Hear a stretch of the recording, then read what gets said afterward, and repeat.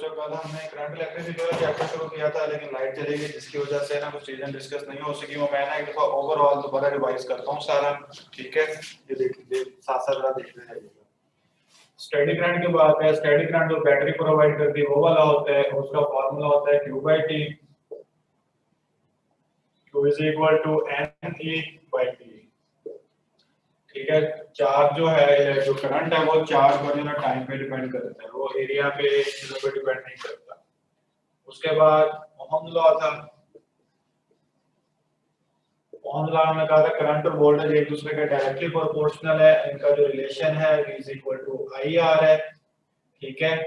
और ohm law जो है ये उस वक्त तक वैलिड रहता है, इसकी जो कंडीशंस हैं,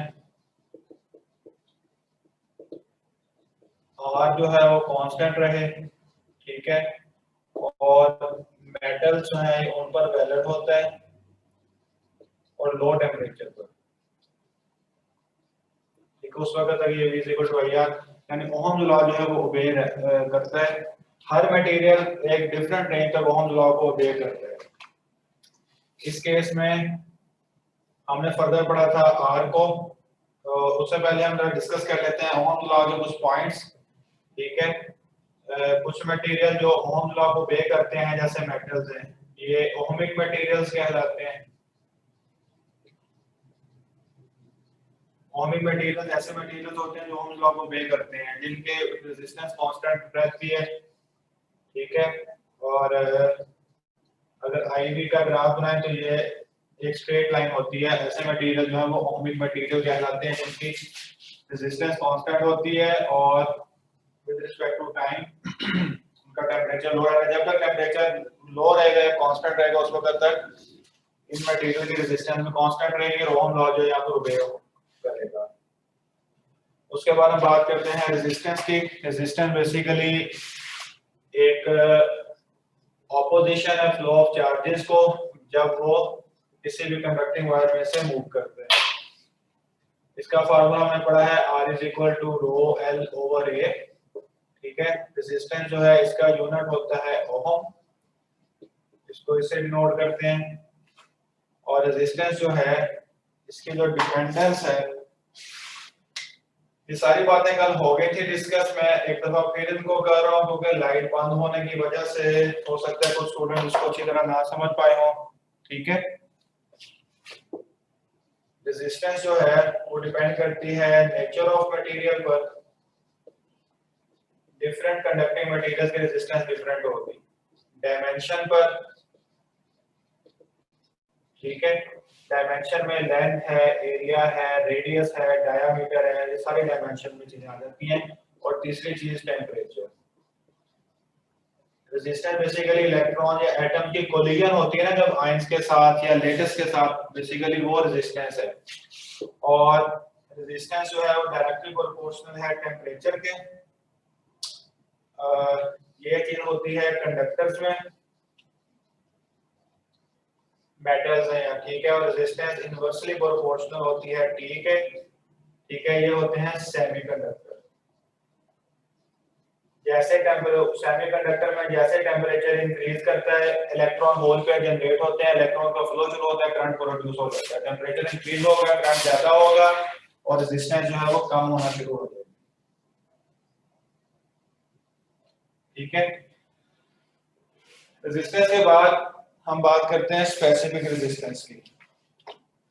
ये रेजिस्टिविटी, ठीक है, इसको कहते हैं स्पेसिफिक रेजिस्टेंस, ठीक है? या इसका नाम होता है रेजिस्टिविटी।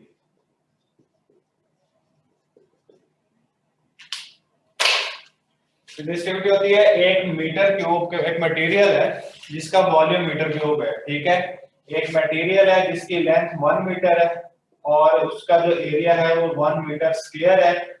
इस मटेरियल की जो रेजिस्टेंस होगी, resistance of this specific dimension material, वो रेजिस्टिविटी कहलाएगी। और रेजिस्टिविटी होती है RA/L, ठीक है? रेजिस्टिविटी का जो यूनिट है वो होता है ओहम मीटर। और रेजिस्टिविटी देखें, ये डिपेंड करती है, इसकी डिपेंडेंस है जी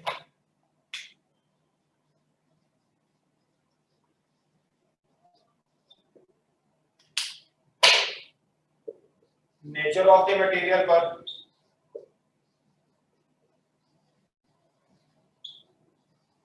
ठीक है, और टेम्परेचर पर।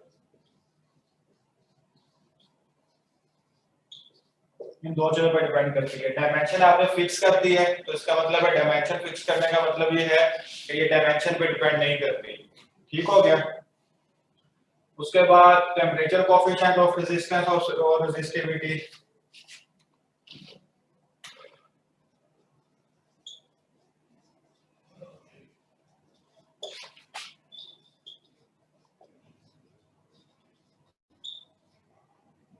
टेम्परेचर कोएफिशिएंट दोनों का, टेम्परेचर कोएफिशिएंट को अल्फा से डिनोट करते हैं।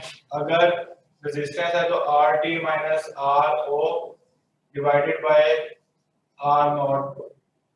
RT है रेजिस्टेंस एट 0 डिग्री सेल्सियस, ठीक है, और T टेम्परेचर है T डिग्री सेल्सियस पर, ठीक है, कोई एक वैल्यू होगी। सेल्सियस है इसको आप केल्विन में कन्वर्ट कर सकते हैं, और अगर ये रो का केस है तो rho T minus rho O divided by rho not into T, और इन दोनों केसेस में जो इसका यूनिट है वो पर केल्विन होता है, ठीक है। रो का यूनिट ओहममीटर, इसका भी ओहममीटर, कैंसिल हो जाएंगे तो सिर्फ ये T टेम्परेचर, ये T जो है ये टेम्परेचर को रिप्रेजेंट करता है, ठीक है, ये वाला T भी टेम्परेचर को रिप्रेजेंट करता है। और ये पॉइंट याद रखें, if R directly proportional to T, alpha is positive, ठीक है, और अगर R inversely proportional to T है, alpha is negative, ठीक है। ये बेसिकली टॉपिक था जिसमें कुछ पॉइंट्स थे जो कल हमने कुछ डिस्कस किए हैं पॉइंट्स उनको, और उसके साथ अब हम जो कुछ एमसीक्यू डिस्कस करेंगे ये पॉइंट्स आप देख लें, क्योंकि रेजिस्टेंस और ये वाला जो है मैंने मिटा देना अभी, वो वाला लिखा रहेगा यहाँ पर, एमसीक्यू कुछ हम सॉल्व करेंगे। जो चीजें हैं जो आपने यहाँ पे लिखना है वो नोट कर लें, कोई पॉइंट वगैरह।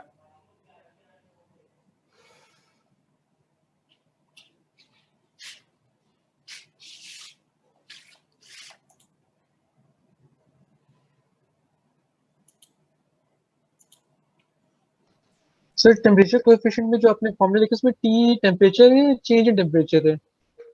टी टेम्परेचर है, कोई एक 0 डिग्री से ज्यादा वाली जो वैल्यू है ना वो टेम्परेचर है। तो दूसरा फार्मूला जो मैं अभी लिखता हूँ वो 1 प्लस अल्फा डेल्टा टी होता है, वो RT का फार्मूला है। नहीं सर 0 डिग्री नहीं, वैसे तो केल्विन लेंगे तो वो तो 0 तो नहीं होगा। आप ये वाला फार्मूला होता है ना, RT is equal to 1 plus alpha delta T. अब इस केस में delta T change in temperature है।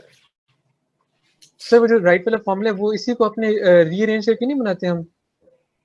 इसी को रीअरेंज करके बनाते हैं।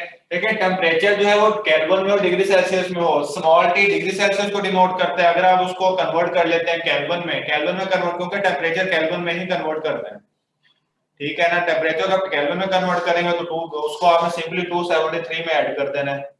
बेसिक कॉन्सेप्ट तो यही वाला है। मैं ये बात करूं कि जैसे हमने अगर वही कह रहे हैं कि हमने इसी फॉर्मूला को उसमें कन्वर्ट कर दिया तो हमारा RT is equal to R not into 1 plus alpha delta T हो गया, तो उसके अंदर फिर डेल्टा टी कैसे बन गया? अगर पहले टी था बाद में डेल्टा टी बन गया, या तो दोनों जगह डेल्टा टी रहे। आपके पास यहाँ पे दो टेम्परेचर नहीं आ रहे, एक 0 डिग्री है एक T है, दो टेम्परेचर आ रहे हैं ना, इन दोनों ये टेम्परेचर है, एक 0 डिग्री का मतलब ये है कि आपके पास पहला टेम्परेचर है 0 डिग्री पर रेजिस्टेंस 10 है, वो कहता है जी आप 100 डिग्री पर बताएंगे टेम्परेचर तो क्या होगी रेजिस्टेंस, या 20 डिग्री पर रेजिस्टेंस जो है वो कितनी है, ठीक है। ये 0 डिग्री सेल्सियस 273 केल्विन है, या आप इसे इनिशियल टेम्परेचर कह लें, ठीक है। अच्छा सर आप कह रहे हैं कि R नॉट जो है वो हमारा 0 पे होता है? एक इनिशियल टेम्परेचर है यार, आप यहाँ से कंफ्यूज ना हो, मैं इसे डिग्री सेल्सियस पे रहने दें, आपको केल्विन में लिखने चले, ठीक है, केल्विन में लिख लें। आर नॉट आपका पहला टेम्परेचर है, वो 0 डिग्री है या वो कोई भी आपका पहला रेजिस्टेंस नहीं हमारी टेम्परेचर है। आर नॉट, जी रेजिस्टेंस नहीं आर नॉट। हाँ रेजिस्टेंस ही है। आप टेम्परेचर कह रहे थे, पहला टेम्परेचर। ओ भाई मैं ये कह रहा हूँ आर नॉट का मतलब है 0 डिग्री या इनिशियल टेम्परेचर पे जो रेजिस्टेंस है, ये बेसिकली टेम्परेचर को रिप्रेजेंट कर रही है, आर टी और आर नॉट या टी और नॉट लिखे हैं। आर नॉट का मतलब है इनिशियल टेम्परेचर, वो 0 हो, 1 हो, 10 हो, 20 हो, उस पर जो रेजिस्टेंस होगी वो आर नॉट है। जब आगे टेम्परेचर इंक्रीज करेंगे, 50 टेम्परेचर कर देते हैं, 100 डिग्री सेल्सियस करते हैं, उस पर जो टेम्परेचर, उस टेम्परेचर पे जो रेजिस्टेंस होगी वो आर टी होगी। यानी कि रेजिस्टेंस जो स्पेसिफिक टेम्परेचर पे है, मैंने वो जो इसके सबस्क्रिप्ट में लिखा है वो टेम्परेचर को डिनोट कर रहा है। ठीक है सर। बात समझ आई है? जी सर।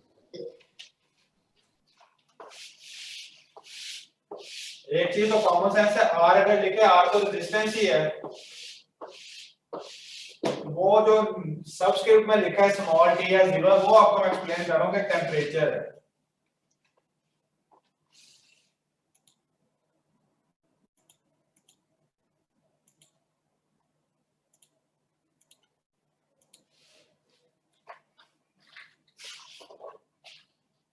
उसके बाद एक बार आता है स्ट्रेच का।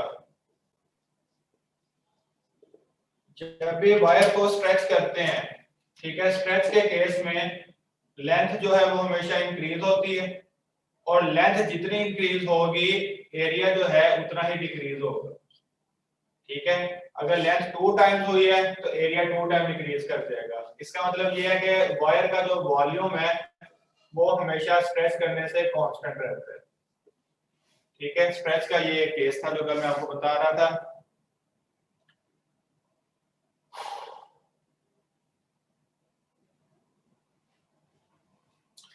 उसके बाद कुछ एमसीक्यूज वगैरह हम डिस्कस करते हैं इनके।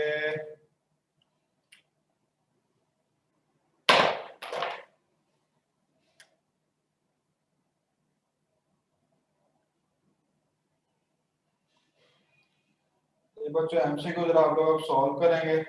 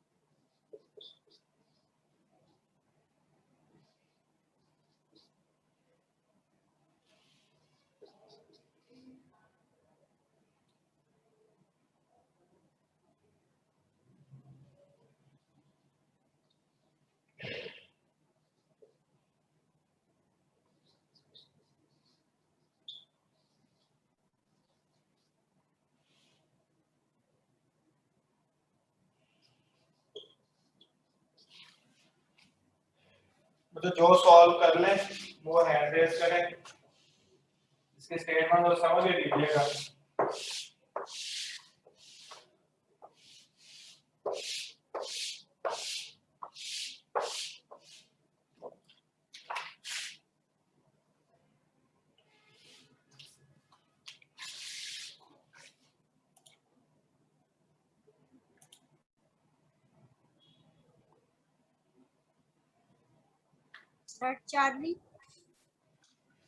चार्ली ठीक है, उसके अलावा कोई और?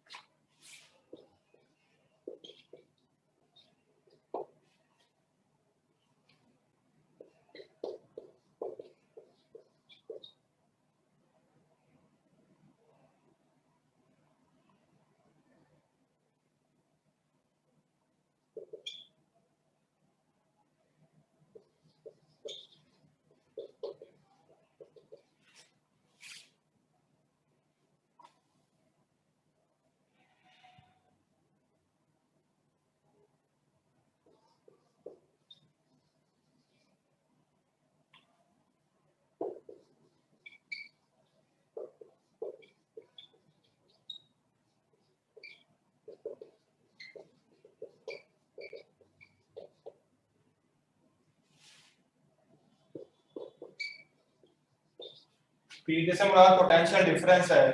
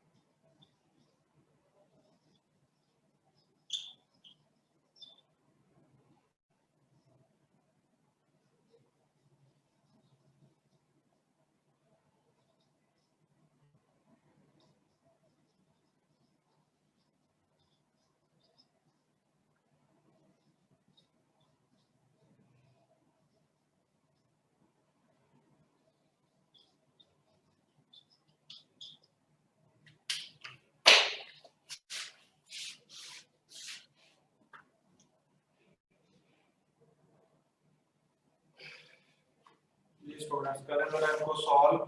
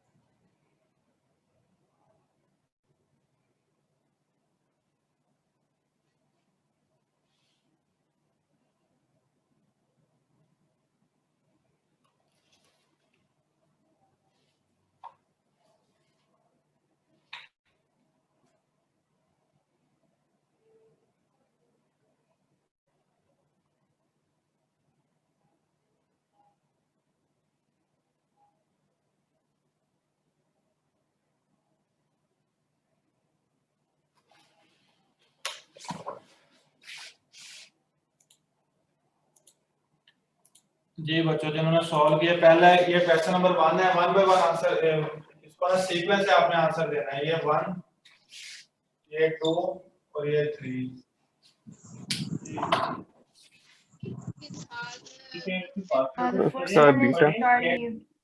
सर फर्स्ट का बीटा, सर फर्स्ट का सेकंड का चार्ली, अल्फा सर, सेकंड का first one is Charlie, third का die,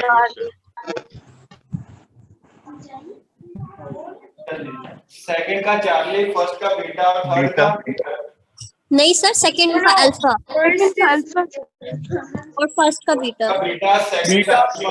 no sir, first is Charlie, First is Charlie. yes sir, first Second is alpha. Beta. Second का beta, alpha beta शुरू कर दे, मुझे confuse कर दिया है। पहले का क्या है ये बताएं। Beta. Sir, it's Charlie. First one is Charlie. First one is Charlie. अच्छा कोई बीटा कह रहा है, कोई चार्ली इसके अलावा कोई और? बीटा है सर, कंफर्म बीटा है। Beta. ठीक है, सॉल्व करेंगे तो फौरी पता चल जाएगा कौन सही है कौन गलत है। दो बार किया सर। फर्स्ट का अल्फा नहीं होगा सर? फर्स्ट का अल्फा ठीक है, कोई लेकिन अल्फा भी का है जी।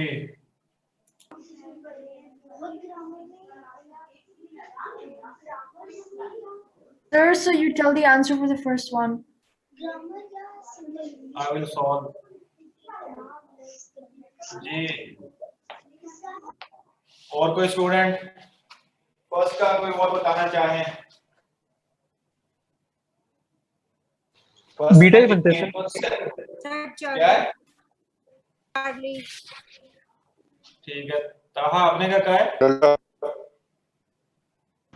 Beta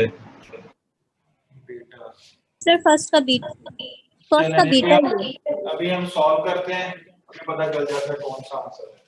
Sir, are you asking for the first or second? First, I am Okay, asking Charlie. Okay. रो की वैल्यू है 3 into 10 raised to power -7।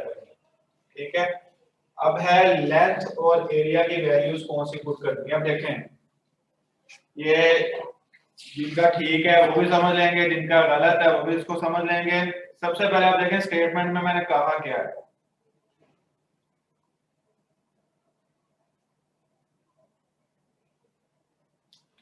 एक रेक्टेंगुलर ब्लॉक है, ठीक है, ब्लॉक यानी कुछ इस तरह का है, ये रेक्टेंगल होती है, इसकी ये दोनों साइड्स इक्वल हैं, ये दोनों साइड्स इक्वल हैं। ठीक है, उस ब्लॉक की जो लेंथ है वो 100 सेंटीमीटर है। ठीक है, यहां से लेकर यहां तक की जो लेंथ है वो 100 सेंटीमीटर है। उसके बाद है स्क्वायर एंड्स, एंड ये वाले होते हैं, ये एंड भी स्क्वायर है, ये एंड भी स्क्वायर है। मेरे पास एक्चुअली ना वो है शेप उसकी बनी हुई है, लेकिन वो मैं यहाँ पर ड्रॉ नहीं कर सकता, इसलिए मैंने तो वर्डिंग में लिखा है।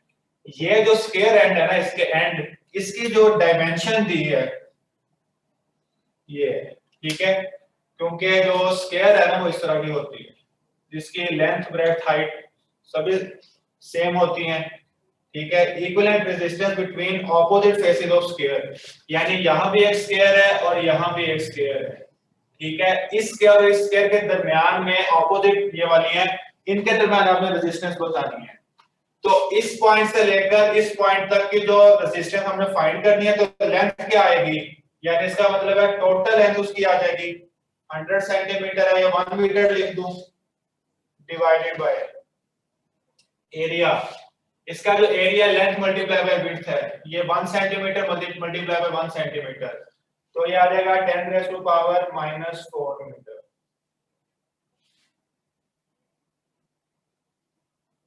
ये 1 मीटर, ठीक है बच्चों, बात समझ आ रही है। 10⁻⁻⁴ ऊपर चला जाएगा तो ये आएगा 3 × 10⁻⁻7 + 4, तो -7 ये 1 + 4 मीटर कैसे हुआ सर? ये 0.1 मीटर नहीं होना चाहिए? 100 सेंटीमीटर है ना, करें सॉल्व इसको। अच्छा ठीक है सर। ठीक है, ये इस तरह की लापरवाही आप लोगों ने पेपर में कर जानी है। अगर थोड़ा सा इस तरह का एमसीक्यू आया तो ये आ जाएगा -3। सर इसमें आप पूरे ब्लॉक का क्यों एरिया नहीं ले रहे हैं? बच्चे यही इसके अंदर एक टेक्निक है, एक टैक्टिक जो मैंने अप्लाई की है। आपने स्टेटमेंट से समझना है कि रेजिस्टेंस आपने किसकी फाइंड करनी है, ठीक है। ये ब्लॉक, इसका मतलब है होमोजेनियस तो है नहीं, इसकी लेंथ रेक्टेंगुलर है और एंड्स जो है वो स्क्वायर है, ठीक है। तो मैंने स्क्वायर जो एंड है ना, एंड की रेजिस्टेंस क्या है, इस एंड से लेकर इस एंड तक, यानी एक स्क्वायर साइड से लेकर दूसरे स्क्वायर साइड तक की रेजिस्टेंस फाइंड करनी है। फार्मूला यही लगेगा, लेंथ इस पॉइंट से लेकर इस पॉइंट तक की लेंथ, यानी कि वो पूरे ब्लॉक की लेंथ होगी, और एरिया जो स्क्वायर है इसका एरिया आपने यहाँ पर अप्लाई करना है। तो यहाँ पर ऑप्शन बनेगा बीटा। ये वाला एमसीक्यू एक टेक्निकल था, अगला एमसीक्यू वैसे ही आपका वो है उसका ये एमडीकैट का ही, ठीक है। थर्ड एमसीक्यू भी कॉन्सेप्चुअल है, वो भी मैं डिस्कस करता हूँ, इसको क्लियर कर लें ताकि आप लोगों को इसमें देखें। बेसिक पर्पस इस एमसीक्यू का ये है कि आप लोगों को ये समझाना है कि रेजिस्टेंस डायमेंशन पे डिपेंड करती है। इसका मतलब है इन दोनों के दरमियान रेजिस्टेंस कुछ और है। अगर ये जो रेक्टेंगुलर ब्लॉक है, रेक्टेंगल की जो ऑपोजिट साइड है, इनकी रेजिस्टेंस कुछ और हो, और आपने एरिया, अगर इस तरह का आपको देखें एमसीक्यू आ सकता है, इसके स्टेट्स को सॉल्व करने में कितना टाइम लगता है, 1 मिनट भी नहीं लगता। सिंपल सी इसकी वो है सॉल्यूशन। इसका सिर्फ कॉन्सेप्ट आपने याद रखना है कि कौन सी लेंथ और कौन सा एरिया आपने यूज करना है। ये सिर्फ इसलिए मैंने आपको ये एमसीक्यू करवाया। उसके बाद इस पे आए, अब ये वाला एमसीक्यू है, इसमें ये सिंपल है, लेंथ और रेडियस करंट फाइंड करना है। I = V/R, ठीक है। R है ρL/A,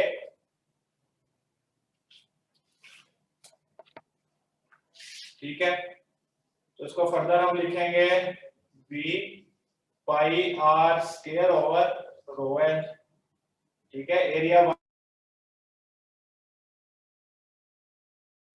R² 2R है, 2 यहाँ पर पुट किया तो ये आ जाएगा 4R² divided by length 2 times हो गया तो 2ρL। ये जो फैक्टर है सारा देखें I के इक्वल है, तो इसको इससे कैंसिल कर देंगे तो आंसर आ जाएगा 2I, ठीक है। तो इसका ऑप्शन बनेगा अल्फा। अब यहां से आपको ये पता चल गया कि रेजिस्टेंस में जैसे वेरिएशन आएगी लेंथ वगैरह में, ठीक है, तो उससे क्या होगा कि आपने फार्मूला रेजिस्टेंस, जहां पर भी रेजिस्टेंस R आएगी आप उसमें ρL और A पुट कर सकते हैं, ठीक है। और डायमेंशन चेंज हुई है ना, लेंथ और रेडियस दोनों डायमेंशन चेंज हुई है, तो इसका मतलब है कि करंट जो है जो स्क्वायर में से जा रहा है वो भी चेंज हो जाएगा। थर्ड में आए, थर्ड का क्या आंसर होगा बताएंगे मुझे आप लोग? बीटा सर ये दूसरा वाला दोबारा बता दें प्लीज। चार्ली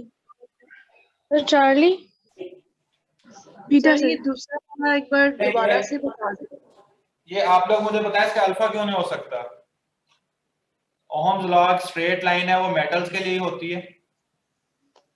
फिर ये डायोड वोल्टेज जो है ना 7 वोल्ट से स्टार्ट होता है, सिलिकॉन 0.7 वोल्ट से और जर्मेनियम 0.3 वोल्ट से। लिहाजा हम वोल्टेज को थोड़ा सा ग्राफ आगे ड्रा करते हैं, जबकि मेटल का 0 से फॉर एग्जांपल यहाँ पर कोई मैंने वोल्टेज नहीं लिखे हुए, आप बताएं।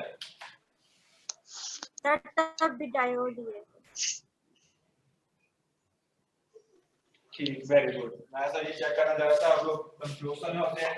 ये डायोड का ग्राफ है। अभी यहाँ से आप लोग देखिएगा, ये समझ आ गई ना, डायोड का ग्राफ है, ठीक है। वोल्टेज इसका मतलब है जो स्टूडेंट ने अभी बात की है ना 0.387 की, बिल्कुल सही कॉन्सेप्ट है। उसके बाद करंट तेजी से इंक्रीज हो रहा है और वोल्टेज में चेंज बहुत कम आ रही है, ठीक है। ये ग्राफ होता है डायोड्स के लिए, ठीक है। अब बाकियों के लिए मैं आपको बताता हूँ।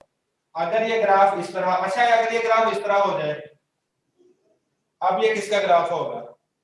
मेटल, फिलामेंट, सर अभी मेटल का पोटेंशियल वेरी देखें, जो अगर मेटल का है लेकिन ओमिक नहीं होगा उस वक्त तक। अगर मेटल ओमिक कंडक्टर है ना, ओमिक मटेरियल है, हर मटेरियल किसी ना किसी रेंज तक ना इसको लॉ को लाजमी फॉलो करता है, ठीक है। मेटल जो है वो ज्यादा रेंज में कर लेते हैं, बाकी जो है वो कम रेंज में करते हैं।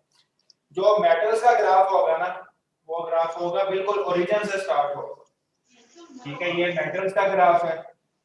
थर्मिस्टर का जो ग्राफ है वो बेसिकली उसके जो रेजिस्टेंस है वो विद रिस्पेक्ट टू टेंपरेचर जो है थर्मिस्टर की रेजिस्टेंस इंक्रीज होती है, ठीक है। उसका ग्राफ जो है वो मतलब साइड एक्स वाई एक्सिस पे जाके ना इस तरह करके बनेगा, ठीक है। तो यहाँ से जरा ये बनाना था कि मेटल अगर यहाँ से ओरिजिन से स्टार्ट हो रहा है ना ग्राफ, ठीक है ना, ओरिजिन से स्टार्ट हो रहा है तब ये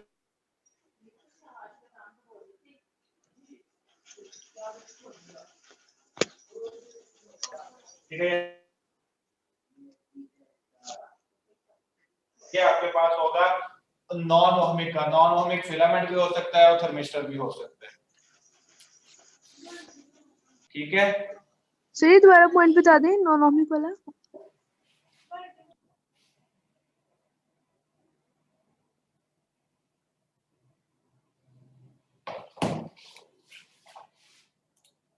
सर ये जो आपने डायोड की बताया, डायोड के बारे में वो दोबारा बता दीजिए प्लीज। डायोड के ग्राफ के बारे में मुझे बताएं।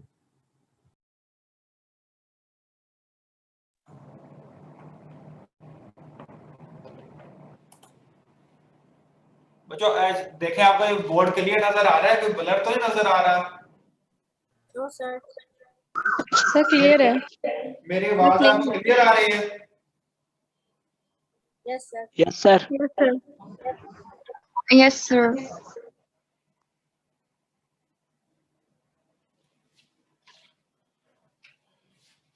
यहाँ पे मुझे इंटरनेट कनेक्शन, मेरी आवाज आपको क्लियर आ रही है? बाद में तो नहीं आ रही, मैं बोलने के बाद, ये पहले सारा क्लियर है? सर क्लियर है। चलें ठीक है, मसला मुझे बताइएगा। मुझे यहाँ पर इंटरप्ट लिखा आ रहा है और इंटरनेट कनेक्शन इज इंटरप्टेड। चलें, दरमियान में कोई मसला हो तो मुझे बताइएगा।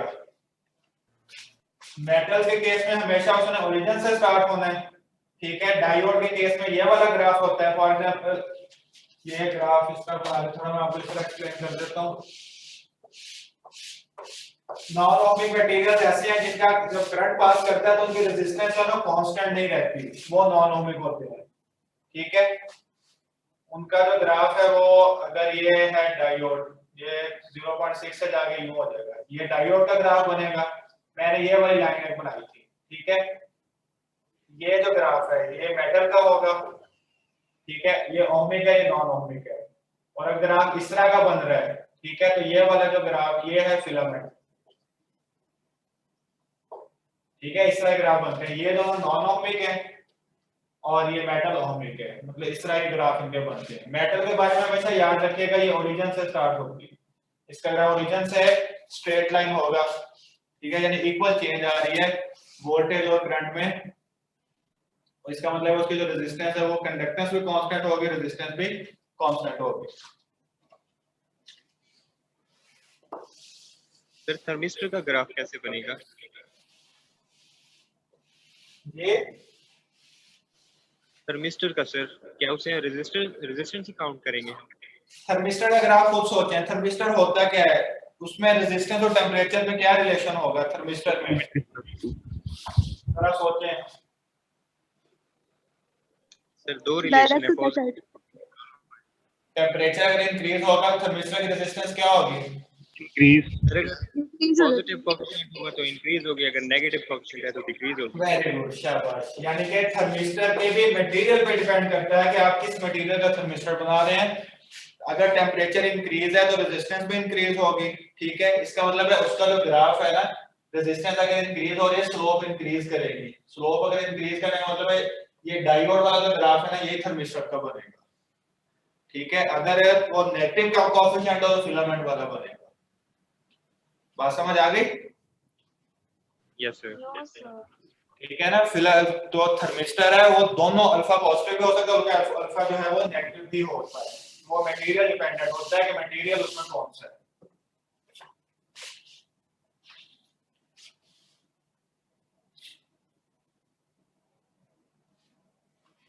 Sir, 1 second. For the diode, you told us to start from 0.7, right? Yes. But then in the graph, you started from the x-axis, like at 0. This is I and this is B. Diode तो diode में हमेशा semiconductor का बनता है। The diode is made by semiconducting material. There are two prominent semiconducting materials. One is silicon and other is germanium.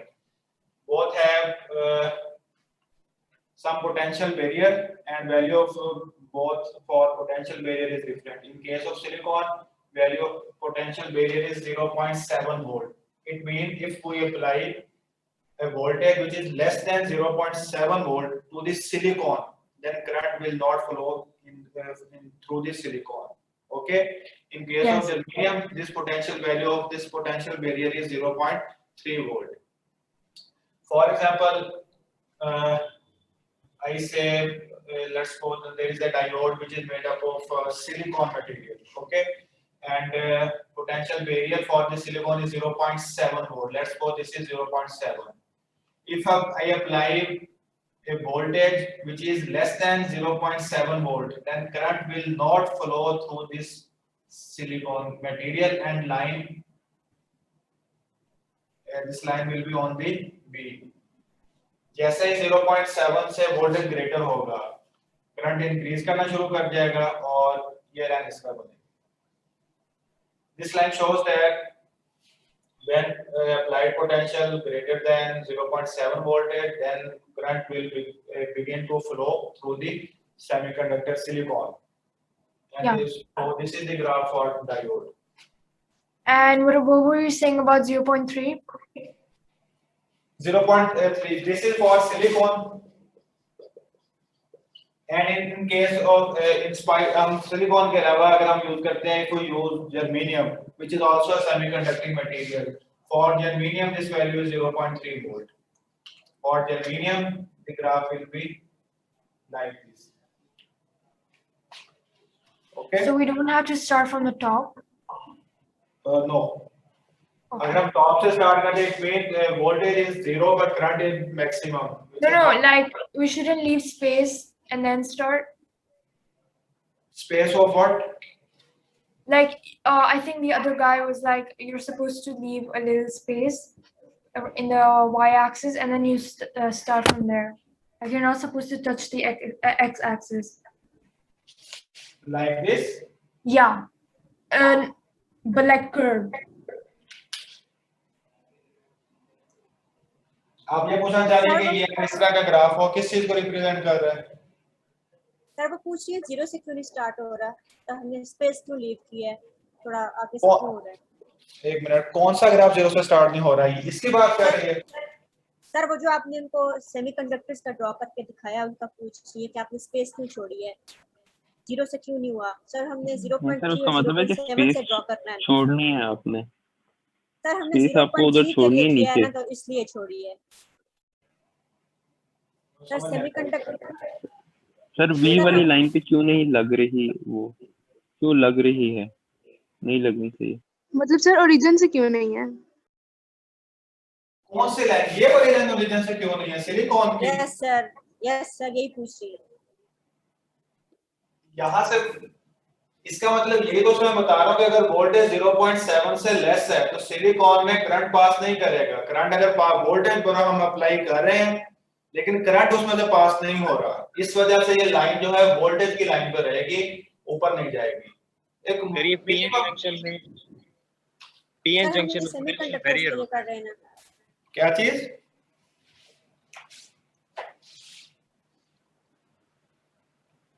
ये जिन्होंने question पूछा है, वो जो क्वेश्चन पूछ रहे थे सिलिकॉन जर्मेनियम का, उनको ये बात समझ आ गई है? Yes, sir.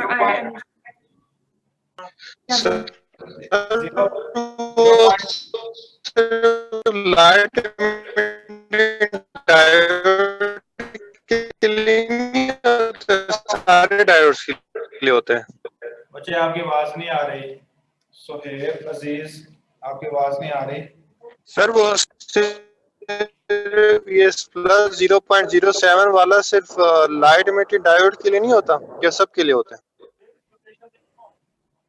सिलिकॉन का जो भी मटेरियल है, सिलिकॉन के मटेरियल से जो पीएन जंक्शन जो है, ठीक है ना, उसके लिए 0.7 वोल्ट है, सिलिकॉन के मटेरियल से जो बनता है।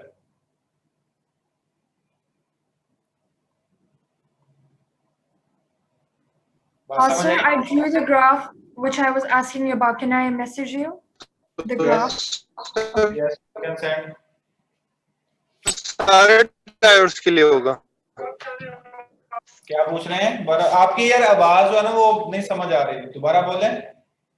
आप कुछ प्रॉब्लम आ रहा है नेट में, आपके नेट में कुछ प्रॉब्लम आ रही है।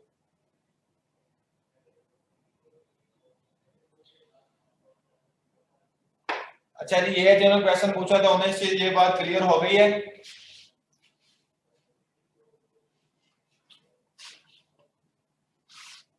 Yeah, me? Yeah, yes. Okay. अच्छा जी, रेजिस्टेंस, रेजिस्टिविटी, टेम्परेचर कोएफिशिएंट, ये सब चीजें हो गई हैं। एक कॉन्सेप्ट और डिस्कस कर लेते हैं, ये टाइम थोड़े आगे भी बढ़ा जाना। ये एक वायर है, इसकी लेंथ L है, इसकी रेजिस्टेंस R1 है, ठीक है, और इसकी रेजिस्टिविटी है ρ1। मैं इस वायर को सेंटर से काट देता हूं, ये काटा, और इस वायर को मैं दो इक्वल पार्ट्स में डिवाइड कर दिया। अब इसकी जो लेंथ है वो L1/2 हो जाएगी, और इसकी जो रेजिस्टेंस है वो R1/2 हो जाएगी, ठीक है, क्योंकि रेजिस्टेंस लेंथ वगैरह पर डिपेंड करती है, लेकिन इसकी जो रेजिस्टिविटी है वो सेम ही रहेगी। रेजिस्टिविटी डायमेंशन पे डिपेंड नहीं करती, ठीक है। ये चीज आप लोग याद रखिएगा कि रेजिस्टिविटी डिपेंड करती है सब्सटेंस की बेसिकली प्रॉपर्टी होती है। ये कोई भी जो प्योर फॉर्म में होता है, सॉलिड, लिक्विड, गैस, सब्सटेंस की प्रॉपर्टी होती है ये, ठीक है, और इस वजह से ये हमेशा सेम रहेगी। अगर आप वायर को एक हिस्से में काटते हैं, 10 हिस्सों में काट दें, तो रेजिस्टिविटी जो है वो सेम रहेगी, रेजिस्टेंस जो है वो चेंज होगी डायमेंशन के चेंज होने की वजह से।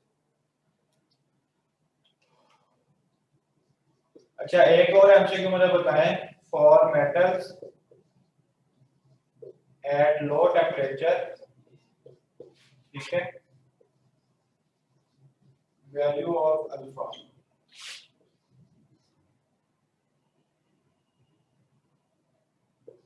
Positive, negative, 0, infinity. इसको जरा सोचिएगा, आपका लेक्चर हो चुका है। सर 0। अगर आप आंसर देना चाहते हैं तो दे दें इसका आंसर। सर 0। 0 क्यों? सर क्योंकि लो टेम्परेचर पे वो कंडक्ट नहीं करेंगे ना। मुझे आपकी आवाज नहीं आ रही, दोबारा बोल दें। सर लो टेम्परेचर पे वो कंडक्ट नहीं करेंगे ना करंट, इंसुलेटर की तरह। नहीं, क्यों नहीं कंडक्ट हो करंट? ऐसा होगा। लो टेम्परेचर पे जब आप मेटल को अप्लाई वोल्टेज अप्लाई करेंगे, करंट तो पास करेगा, करंट तो पास करेगा। So there, sir, is this semiconductor? No, metal. It's a conductor. So then it'll be positive, right? Sir, it's Infinity positive. sir. Delta infinity. Alpha? Okay, answer देते जाए आप लोग। एक ने कहा अल्फा, एक ने कहा Charlie. Sir, alpha. Delta, Delta sir. Delta. फिर आप लोग यहाँ आगे फंसे ना। मैं आपको हिंट देता हूँ। मेटल्स लो टेम्परेचर पर ओहम्स लॉ को ओबे करती हैं। जब वो ओहम्स लॉ को ओबे करेंगी, उनकी रेजिस्टेंस क्या होगी? चेंज होगी या कांस्टेंट रहेगी? पहले ये बताएं। कांस्टेंट रहेगी सर। रेजिस्टेंस कांस्टेंट रहेगी। अल्फा की वैल्यू जो है वो फाइंड करें तो क्या आएगी फिर? पॉजिटिव। चलो positive. R T minus R O divided by R not T, यही फॉर्मूला है। Delta. R T minus R O divided by R not R O T, ये फॉर्मूला है। अगर रेजिस्टेंस कांस्टेंट है तो अल्फा की वैल्यू क्या होगी? डेल्टा। चलो इनफिनाइट। ओए अल्लाह के बंदो, रेजिस्टेंस अगर कांस्टेंट है, ये 0 डिग्री पर है फॉर एग्जांपल, ये 10 डिग्री पर है। 0 डिग्री पर रेजिस्टेंस जो है लेट्स सपोज 10 ओम है, और 10 डिग्री पर भी 10 ओम है। अल्फा की वैल्यू क्या आएगी? 0 आएगी। क्या हो गया? बात समझ नहीं आई आप लोगों को?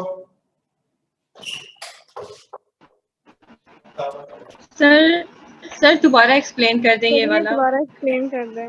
ये मेटल्स जो है लो टेम्परेचर पर, मेटल्स एट लो टेम्परेचर, मैंने बात लिखी थी, लो टेम्परेचर पर जो मेटल होती है ना, वो ओहम्स लॉ को ओबे करती है। ओहम्स लॉ उस वक्त तक ओबे होगा जब तक रेजिस्टेंस जो है वो कांस्टेंट रहेगी। ठीक है, यानी कि टेम्परेचर अगर आप इंक्रीज करो, रेजिस्टेंस कांस्टेंट रहे, या जब रेजिस्टेंस करंट मूव करता है वहां पर हीट प्रोड्यूस होती है, लेकिन वो हीट उस टेम्परेचर और हीट की वजह से रेजिस्टेंस चेंज ना हो। ठीक है, मेटल्स लो टेम्परेचर पर ओहम्स लॉ को ओबे करती हैं। ओहम्स लॉ को ओबे करने का मतलब है उनकी रेजिस्टेंस जो है वो कांस्टेंट होती है। कांस्टेंट का मतलब है रेजिस्टेंस चेंज नहीं होती। जब चेंज नहीं होगी, जब चेंज आर की वैल्यू कांस्टेंट है तो डेल्टा आर क्या आ जाएगा? 0, तो अल्फा की वैल्यू 0 आएगी। So sir, at constant temperature, the resistance stays constant. Is that what you said? No, at not a constant temperature. Metals at low temperature obey Ohm's law. ठीक है? Yeah. ये Ohm's law उस वक्त तक ओबे करेगी जब तक रेजिस्टेंस कांस्टेंट रहेगी। जो मटेरियल ओबे करता है ओहम्स लॉ को, उसकी रेजिस्टेंस कांस्टेंट रहती है, चेंज नहीं होती। यानी आप ये कह लें कि जिस मटेरियल की रेजिस्टेंस जब तक कांस्टेंट रहेगी ना, उस वक्त तक वो ओहम्स लॉ को ओबे करेगी। V = RR। आई और V And directly Ohm's law is applied in lower temperatures. Yes, Ohm's law भाई क्लास का टाइम हो गया है। Metal at low Thank you, temperature. sir. ठीक है, इस वजह से अल्फा ऑप्शन इसका होगा, यानी कि सर इन्फिनिटी कब होगी? सर अल्फा की वैल्यू इन्फिनिटी कब होगी? अल्फा की वैल्यू इन्फिनिटी हो नहीं सकती। एक्सपेरिमेंटली प्रैक्टिकली आप देखें किसी सूरत में हो नहीं सकती। पॉजिटिव नेगेटिव होगी, ठीक है, वो बात हमने डिस्कस कर ली। 0 भी हो सकती है, इन्फिनिटी उस वक्त हो सकती है अगर टेंपरेचर बिल्कुल 0 डिग्री सेल्सियस हो जाए, मतलब 0 केल्विन या 0 डिग्री हो जाए। ठीक है, उस वक्त ये हो सकती है कि वो फिर उसमें भी ये 0/0 भी हो सकता है। तो ये प्रैक्टिकली पॉसिबल नहीं है, या होगा 0 डिग्री पर ही होगा। Okay sir.